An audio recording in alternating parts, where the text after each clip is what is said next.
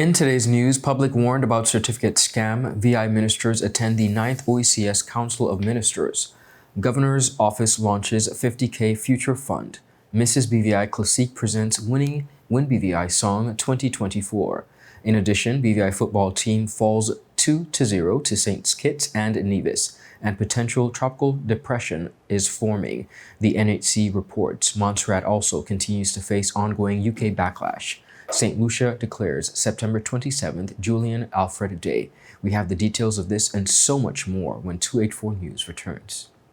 At Higher BVI, we're not just about business. We're about empowering lives, and that is because we aspire to inspire. By choosing us, you're supporting a company that believes in equal opportunities, diversity, and community growth. Our mission goes beyond profit. It's about providing HR solutions, fostering talent, and leaving a positive impact. Join us in building a better future, a better BVI. Choose Higher BVI, where your support isn't just a transaction, it's a transformation. Together, we're changing lives in these beautiful Virgin Islands. Hello and welcome to today's episode of Pop the Balloon or Find the Connection. Let's meet our first contender, ladies. Okay, Joey, so do you have any toxic traits? I'm very restrictive. I don't give more time. What you get is what you get. I don't like to give unlimited time. That's it. Okay, can you tell us why you popped your balloon? That's a little too restricted for me. Thank you for coming. Okay, ladies, so let's meet our second contender. Sorry, excuse me. Why did you pop a balloon? I could give you minutes, data, unlimited call, overseas call, fiber. What else you need? My friend used to date you. You're a scam. She used to pay for everything and more. Nothing to offer. Okay, ladies, let's welcome our last contender. You look nice. Can you tell us your name? Thank you. My name is Christian Charles Thomas. They call me C Sweetie. What do you have to offer these ladies? Well, security, trust, unlimited time, and a pretty fast. Okay, so do you have any deal breakers? Nah, but here's my number. 444-4444. Y tú, vida ilimitada. Okay, guys, so no pop balloons. For a fast, reliable, and secure connection for your personal or business life, call us at 444-4444 or visit any of our CCT stores and we'll get you connected with the perfect match for you. Hello everyone and welcome to this edition of 284 News. It is Wednesday, September 11th, 2024, a day we all remember across the world. I'm Ron Grant, bringing you the latest out of Tortola in the Virgin Islands. I want to take this opportunity to wish a happy Wednesday to all. Thank you so much for joining us. And mentioning of September 11th, take this opportunity to remember all of the victims of September 11th at Ground Zero in the United States of America. Beginning our newscast on the local scene, the Ministry of Education, Youth Affairs, as well as Sports, has issued an urgent public alert regarding a fraudulent advertisement scheme currently circulating on social media platforms. Now, in a bulletin released on September 11th, 2024, the ministry warned residents about a deceptive campaign falsely offering free online courses, certificates, and job recommendations. Of course, this is on behalf of the government agency. The scam, which has been circulating widely on various social media channels, promises enticing educational and career opportunities. However, officials stress that the interacting with these fraudulent advertisements could lead to serious consequences. They said, and I quote, "The public is advised and asked to refrain from interacting with this advertisement to avoid potential security or privacy breaches, as the ministry is not engaged in such an initiative." The ministry has expressed regrets for any inconvenience caused to the general public. Virgin Islands Minister for Education, Youth Affairs, and Sports, the Honorable Cherie B. De Castro, Minister for Health and Social Development, the Honorable Vincent O. Wheatley, both are currently in St. Kitts and Nevis participating in the 9th annual OECS Council of Education Ministers meeting. The 5-day event has kicked off with an opening ceremony earlier today, and it brings together education ministers from across the organization of Eastern Caribbean states to discuss regional educational policies as well as initiatives. OECS Director General Dr. Decius Jules addressed the ceremony, reflecting on the need for action now as we shape the future of the Caribbean.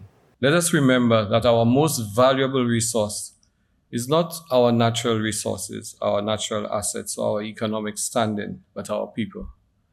We are called upon to ensure that in every decision we make, every policy we craft, we place our people, our children, our families, our communities at the heart of the conversation. This is our responsibility and mandate.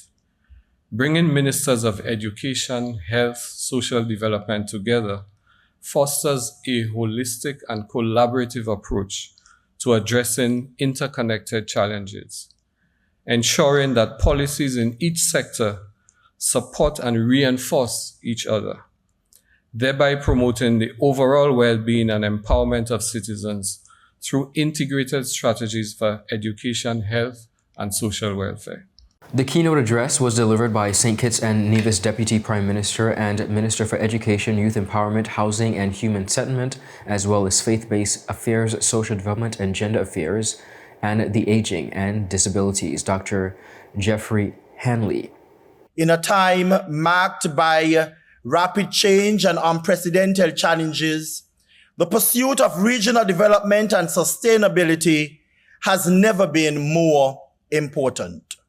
Our region, rich in diversity and potential, stands at the crossroad where the decisions we make today will shape the future for generations to come.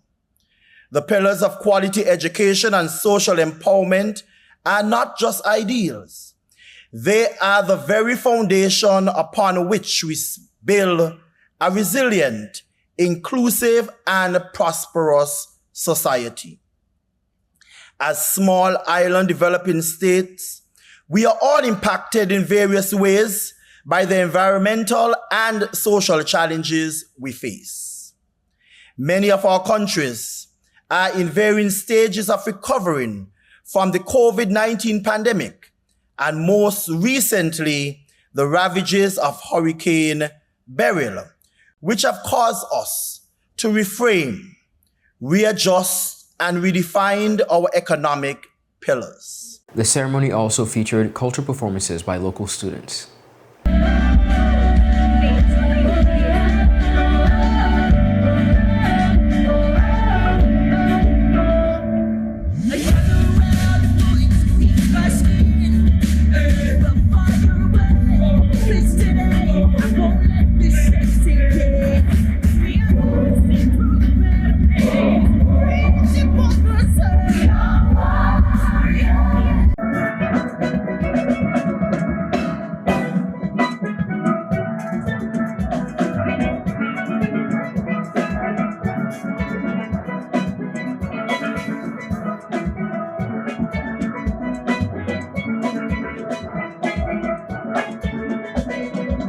In Minister De Castro's absence, Junior Minister for Culture and Tourism, the Honorable Luce Hart-Smith, will serve as Acting Minister for Education, Youth Affairs and Sports within the Virgin Islands from September 10th to the 14th. As Honorable Wheatley is away from the territory, Dr. the Honorable Carl Dawson will serve as the Minister for Health and Social Development. Years up next, we have much more on the local scene. We'll be right back. At Partners for Kids, your child's health and happiness are at the heart of everything we do.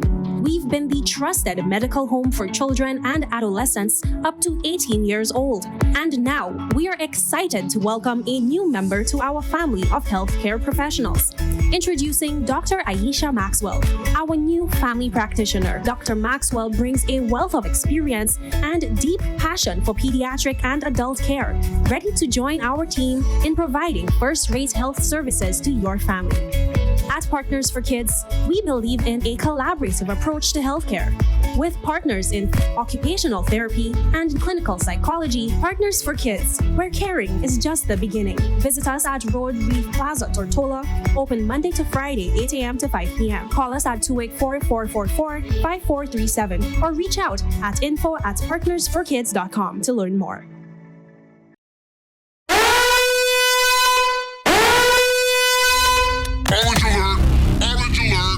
Fire is spreading across the BVI.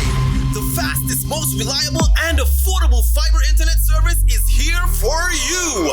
Look out for fire in these new locations: Slaney, Duff Bottom, Manual Reef, Seacows Bay, Albion, Hannah's, Palestina, Pleasant Valley, and Havers. Fiber is in your area. Call 444-4444 or visit a CCT store to find out more and bring it home. More locations coming soon.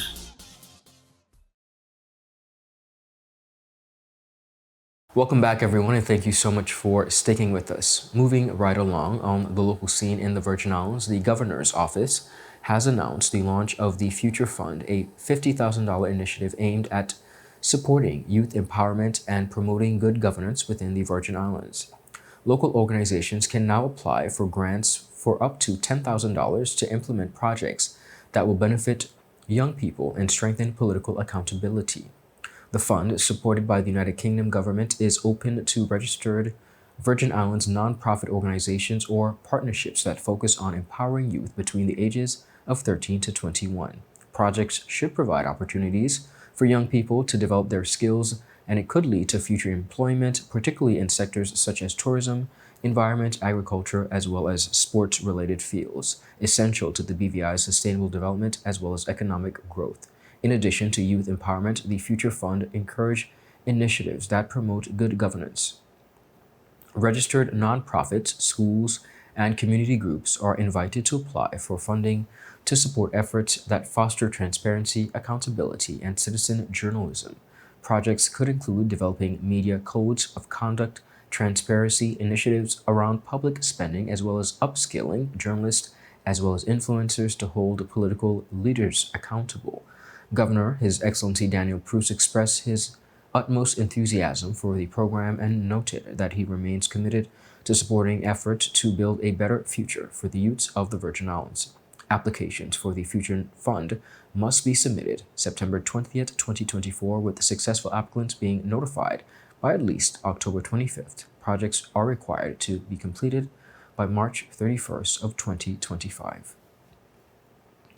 Mrs. BVI CLASSIQUE Serby Hodge Williams recently presented her official song from the WINBVI competition to the general public after performing at the international pageant in Palm Springs, California. In a recent interview with myself, Ms. Hodge Williams spoke on the origin of the song as well as its inspiration as an impact. The WIN Foundation usually holds a competition along or at the same time of the Mrs. Globe's competition. Mm-hmm. I decided to enter it simply because, one, I can sing. Yes, you can. Always known that. Yeah, I can sing, but I have always sung with groups. Okay. Never usually a solo. Not only that, Dr. Aline Tippen paved the way for me as well. She is a well-known local artist, soca, gospel artist here in the BVI, and she competed as well, and she won. So I figured, hey, you know, both of us can sing, both of us are from the British Virgin Islands, why not just do this? So I decided to, you know, try my hand at writing. Additionally, she spoke about the early stages of conceptualizing the developing of the song with co-writer and producer Kamal Georges. I tried initially to write the song based on the theme of the WIN Foundation and the Mrs. Globe organization, which is Reclaiming Me. However, it was a little difficult for me to write the song because it wasn't something coming from my heart. Understood. So I decided, hey, you know, what do I struggle with, you know, in everyday life? And I decided, you know, for me, it's fear and anxiety. Yes, I may look brave walking around. I do brave things, like I teach and I facilitate retreats and that kind of stuff. But when I do it, most times I am extremely nervous to the point that it bothers me or it's affecting internally. So I said, you know what, let me write about this. So I wrote the song. I sent it to Kamau. Carrie Nelson Hull advised that I work with Kamau. He's really good with, the concept that I have. And I sent it to Kamau. What I sent to Kamau initially was a poem. Okay. And I acknowledged it, and he was saying, you have good voices in here, but a lot of it, you might have challenges using it lyrically in a song. So let's just kind of, let's review it. Let's look over it. The song, titled Fearless, won the competition, and Mrs. BVI CLASSIQUE spoke on not only winning the competition, as well as the original piece. Feedback at the pageant, well, it was awesome feedback. The women, I would call them my sisters now, they loved the song. Some of them came to me after the event, sharing with me their own experiences of fear and it keeping them back. And, they want a copy of this song because they want to be able to play it when that time comes. Indeed. So I did receive positive feedback. Yes, I was nervous, very, very nervous at the event, but as usual, I do it scared. Wonderful. And, the end result was that I won the competition. Moving right along on the sports aspect, the British Virgin Islands men's football team registered their second consecutive loss within the CONCACAF Nations League group stage, falling 2-0 to St. Kitts and Nevis on Tuesday, September 10th. The match held at the Truman Bowden Sports Complex in Georgetown, Cayman Islands, saw the BVI outclassed by the dominant St. Kitts side, which controlled 81.4% of possession and registered 13 shots within the BVI's 4. Now, St. Kitts opened the scoring early in the 11th minute when forward by Williams capitalized on the defensive error by Christian Javier, slotting the ball home from closer range near the penalty spot. Despite several missed opportunities, Williams doubled the lead in the 64th minute after a poor back pass from the BVI's Ikak Williams left him one-on-one with BVI goalkeeper Makai Waters. Here's a look at those exciting highlights. There's the whistle, and we are underway. Back to League B after this edition. They are the resounding favorites in this group. There is no doubt about it. Touched in field. Quick passing here from St. Kitts and Nevis. Looking through the lines. Flipped forward to Kwani Williams. Brings it down and scores. Williams with his third goal in 2 games. That was some nifty stuff from St. Kitts and Nevis. Get this team back to the Gold Cup. And this is slid into the box, comes to the end line, it comes in front, and it's turned just wide. Loaded over the top, and it's a bad giveaway here, but Archibald is able to recover. Corner kick comes in, another chance as it comes through the box again. Teams will switch ends, there's the whistle, and we are underway. British Virgin Islands in the yellow tops, and all red, it is the British Virgin Islands. So a couple of subs on the way for both sides. As Kwani Williams is on it here. Williams gets end line, cuts it back, shooting chance, shot wide. Send this forward, it was off the man who was making up the wall for St. Kitts and Nevis. Now the back pass is turned over, and it's a second goal. Absolute disaster for the British Virgin Islands. St. Kitts and Nevis add a second, and it is 2-0 to the Sugar Boys. Now, viewers, with the defeat, the BVI remains at the bottom of the Group C with 0 points, while St. Kitts and Nevis led the group with a perfect 6 points from the 2 matches, as well as the Cayman Islands sit second with 3 points. Up next, we have much more on the local as well as regional scene. We'll be right back after a quick commercial break. Angie, how can I get my claims paid quick? Rent's due next week. CG processes 99% of claims within 5 days. Remember when I was hang gliding with those goats?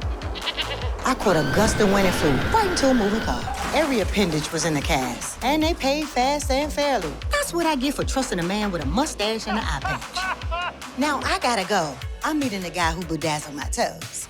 99% of claims are processed within 5 days. CG Insurance. Good like that. There are many ways to enjoy life, like so many ways to count on Popular.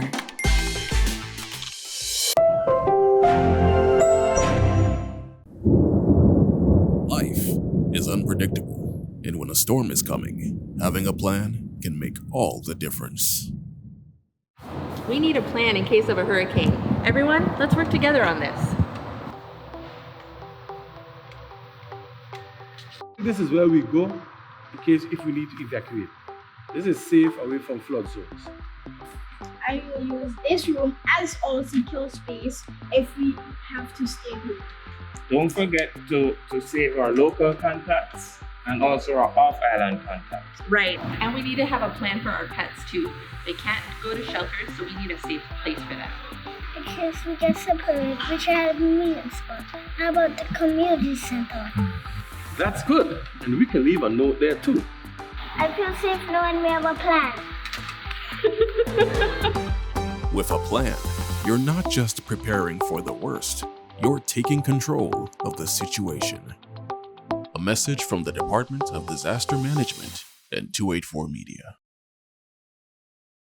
Welcome back, everyone, and thank you so much for sticking with us. The National Hurricane Center issued a special tropical weather outlook Wednesday morning, warning of multiple systems developing within the Atlantic Basin, with one on the verge of becoming a tropical depression. The system of most immediate concern, designated as AL93, is located a few hundred miles west-southwest of the Cabo Verde Islands. According to the NHC, recent satellite and wind data indicate that it was developed a well-defined circulation and continues to show signs of organization. Forecasters state that if these trends continue, advisors on the tropical depression could be issued later Wednesday. They said, and I quote, "The system is moving northwest at 10 to 15 miles per hour and will be entering the central tropical Atlantic by the end of this week." Now, viewers, the chances of formation within the next 48 hours and even 7 days are both listed as high at 90%. 3 other areas are under observation. They are a low-pressure system in the central tropical Atlantic, AL92, which shows a 30% chance of development over the next 2 to 7 days before encountering stronger upper-level winds east of the Leeward Islands, a very small but well-defined low-pressure area, that's AL94, and it faces limited development potential due to dry air with only a 10% chance of formation. And finally, off the southeastern U.S. coast, forecasters are monitoring the potential formation of a non-tropical low along with a frontal boundary, with a 20% chance of subtropical or tropical development early next week.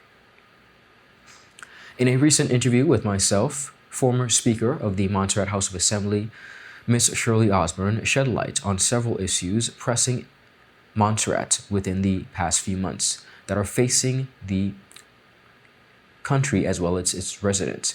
She also prepares to contest the upcoming general election. Osborne, a prominent political figure, expressed her concern about the island's ongoing struggles, particularly with basic infrastructure such as frequent electricity outages and telecom disruptions, which have become a source of frustration for many residents. Osborne pointed that these challenges are indicative of a broader issue, that is, the relationship between the Montserrat government, the United Kingdom, and other overseas territories. The last year or so, we've seen what is causing Montserratians some concern. There's been a lot of talk from the British government, the British representatives, about safety in Montserrat and security in Montserrat. And we've had one thing that was done, this was a couple of years ago, the governor, who is responsible for the police service, retired several senior police officers, local police officers. A large number came in from the UK, including we've changed commissioner 3 or 4 times. We've lost count, to be honest. The commissioner has come and gone. One was to have come, then didn't come. One came for a year, left early, and of course, there's a lot of speculation because there's no clear information has been given about why this was happening. And now we have one who is from, I think, Sussex. Anyway, I can't remember which part of England, but and he has come in and has been talking a lot about security now, safety. And one of the things that Montserratians are very proud of is that Montserrat is safe. When asked about the origin or narrative, she suggested that it is one that is often painted by the UK as well for those overseas territories as a means to downplay the difficulties these regions face, particularly in maintaining sustainable infrastructure as well as services. We are concerned that this is part of a strategy to position Montserrat for a more heavy-handed British activities within the island. The governor has been very much involved in how the government works. Literally, she by herself stopped night security at the airport. The minister apparently and the premier, the minister was responsible for the airport, the minister of communications and works, and the premier and the airport manager all objected. Madam chose to security, the excuse being that it was a cost that was unnecessary. Now, you might not know, Fly Montserrat has 3 airplanes that are parked there every night, and yet there is no security. So things like that, that's happening. For the full interview, viewers, visit all Tweet4 media platforms. In a landmark moment for St. Lucia, the government has officially declared September 27th as Julien Alfred Day in honor of sprinter Julien Alfred, the first athlete from the island to win an Olympic gold medal. Prime Minister Philippe Pierre made the announcement during a pre-cabinet press briefing, outlining a series of grand celebrations in honor of Alfred's return to the island after her record-breaking performance at the Paris Olympic Games. St. Lucia's Minister for Sports, Kenson Casimir, confirmed the plans for Alfred in a press briefing on Monday. I can say to you, it is a huge undertaking. There are many different things that we have planned for her return. We see the different comments on our social media platforms with regards to what should be done, what shouldn't be done, what other islands and countries have done. And we've taken most of that into consideration. Dr. Rusilla Delaire, Permanent Secretary within the Ministry of Sports and a member of the Planning Committee, provided an update on the planned activities. Julien Alfred will be coming to St. Lucia on the 24th of September, that's Tuesday the 24th, via Eurondoro International Airport.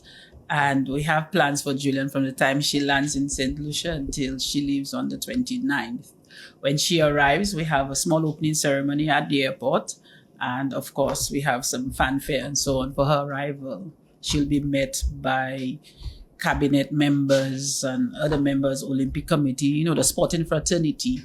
Thereafter, where she leaves Eurondoro International Airport to Grosile.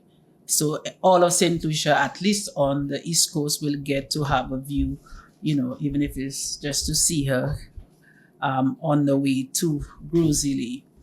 On the 25th, we have schools rallies in the West and the East Coast.